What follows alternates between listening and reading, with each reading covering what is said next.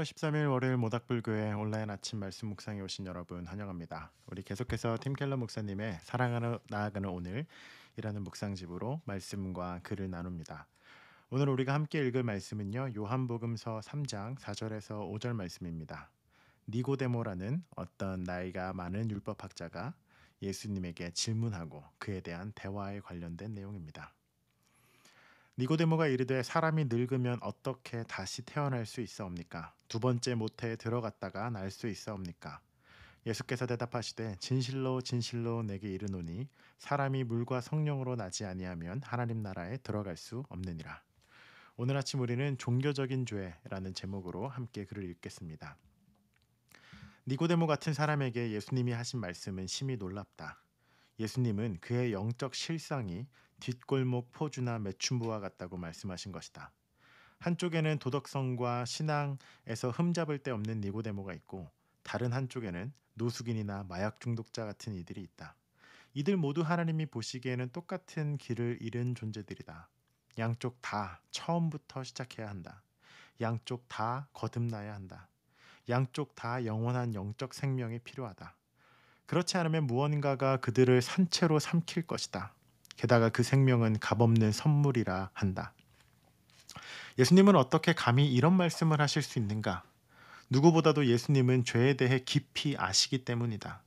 죄란 하나님이 아닌 다른 데서 구원을 얻으려는 행위이다. 자기가 자신의 구주와 주님인 양 하나님 자리에 서는 것이 죄이다. 이것이 성경이 정의하는 죄이며 십계명의 제1계명 우상을 섬기지 말라 금지하는 것이다. 우물가의 여인처럼 도덕 규율을 어기고 쾌락과 행복을 추구하는 것도 그중 하나다. 섹스나 돈이나 권력이 일종의 구원으로 둔갑한다. 하지만 스스로 자신의 구주와 주님이 되는 종교적인 방법도 있다. 마치 당신의 착한 삶과 도덕적 공로 때문에 하나님이 당신에게 복을 주시고 당신의 기도대로 응답하셔야만 한다는 식의 행세가 그렇다. 오늘 아침 읽은 말씀은 예수님과 종교 지도자였던 율법학자였던 니고데모라는 그 대화 속에서 나온 묵상입니다. 니고데모라는 그 유대인의 종교 지도자는 밤에 은밀하게 예수님을 찾아와서 예수님을 랍비, 선생님이라고 부르면서 어떻게 하면 영생, 구원을 얻을 수 있습니까? 라고 그렇게 질문하며 그 대답이 시작됩니다. 그에 대한 대답으로 예수님께서는 거듭나야만 다시 태어나야지만 너가 하나님 나라에 들어갈 수 있다라고 말씀하시죠. 그리고 오늘 우리가 읽은 말씀의 묵상처럼 니고데모는 그 말을 이해하지 못합니다. 예수님 어떻게 다 큰 어른이 다시 태어납니까? 엄마 뱃속으로 다시 들어가요? 무슨 소리입니까?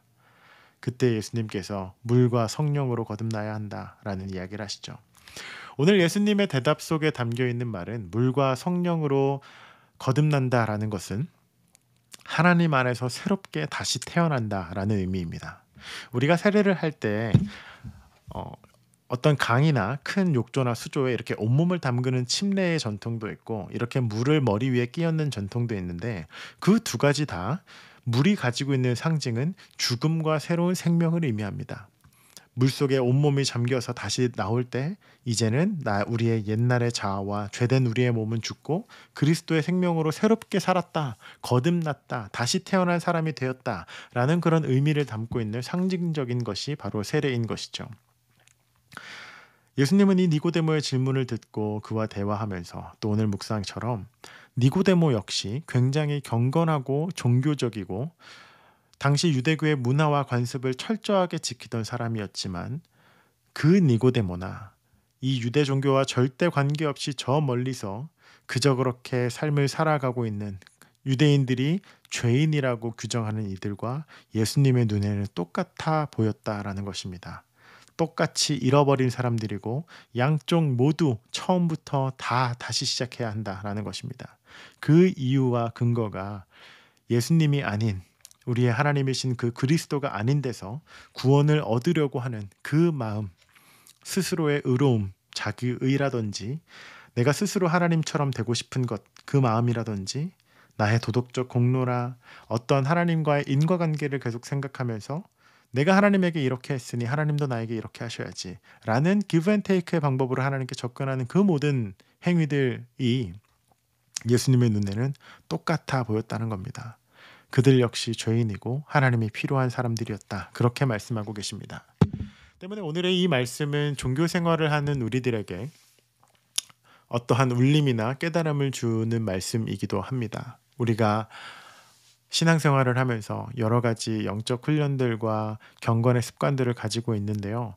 그것들은 우리가 하나님을 더 알아가고 하나님 앞에서 올바로 살아가기 위해 하나님을 더 깊이 깨닫기 위해 우리에게 반드시 필요한 것들이지만 그것들이 마치 우리가 하나님 앞에 더 의로워지고 하나님과 더 가까워지고 우리가 하나님께 더 구원을 받을 만한 존재로서 살아가는 것은 아닙니다. 그것은 우리를 구원하는 수단이 아니라 우리가 하나님께 그저 값없이 받은 은혜에 대한 우리의 헌신이고 기쁨의 움직임이고 자발적인 하나님을 향한 이 세상을 향한 사랑의 움직임과 반응입니다. 말씀을 마무리한다면 어떤 분들은 새롭게 기독교 신앙을 가지게 되고 또 기독교 신앙을 가지기 이전의 삶이 하나님이 없는 삶이었던 분들도 계시고 아니면 오랫동안 하나님과 기독교 문화에 익숙한 분들도 계시겠지만 오늘 아침 우리가 함께 점검하고 기도해야 할 것은 우리의 마음의 그 가장 큰 중심에 예수 그리스도가 우리 안에 있는가입니다. 우리가 거듭났는가? 우리가 예수님을 그 복음을 믿고 그분이 나의 이 죄성과 문제와 어두움을 해결하신 분이라는 것을 믿고 그분 앞에 새로운 생명을 얻고 성령과 함께 이 땅을 살아가는 거듭난 존재, 다시 태어난 존재가 되었는가라는 질문에 우리는 마주해야 합니다. 그리스도인이 된다는 것은 출발점이 여기에 있습니다. 우리가 예수 그리스도 안에 그 복음 안에 온전히 서 있는가? 그 복음이 우리를 새롭게 태어나고 우리가 다른 길을 걷게 만들었는가라는 질문인 것이죠. 사랑하는 여러분, 오늘 하루 그 예수 그리스도의 사랑을 깊이 마주하고 경험하는 하루 되시길 바랍니다. 종교적인 모습이던 그 반대의 모습이던 하나님 앞에서는 모두가 똑같은 자녀들일 뿐입니다. 눈에 보기에 저 사람이 더 하나님과 가까운 것 같고 저 사람은 하나님과 전혀 관계없어 보일지라도 그것은 우리의 생각이고 우리의 문화이고 우리의 관점이고 경험일 뿐입니다. 우리의 창조주 되시고 구원자 되시는 아버지 하나님 예수님의 눈에 그들이 어떻게 보일지 그리고 내가 어떻게 보일지 그것을 깊이 묵상하는 하루 되시길 축복합니다. 함께 기도하겠습니다. 은혜와 사랑이 많으신 하나님 감사합니다. 하나님의 은총이 우리의 삶을 온전히 덮기를 기도하는 날입니다. 하나님, 우리가 거룩한 종교인의 모습을 하고 있던 우리가 또 종교와 거리가 먼 삶을 살고 있던 우리의 마음의 중심에 예수님을 모시고 그분이 베푸신 구원과 사랑에 온전히 머물며 사는 우리들 되도록 주여 인도하여 주시옵소서. 날마다 겸손하게 그리고 날마다 기쁘게 그분의 구원과 행하신 일들을 찬양하며 노래하는 인생들 되도록 주님 그렇게 우리 가운데 일하여 주시옵소서. 감사드리며 예수님 이름으로 기도합니다. 아멘.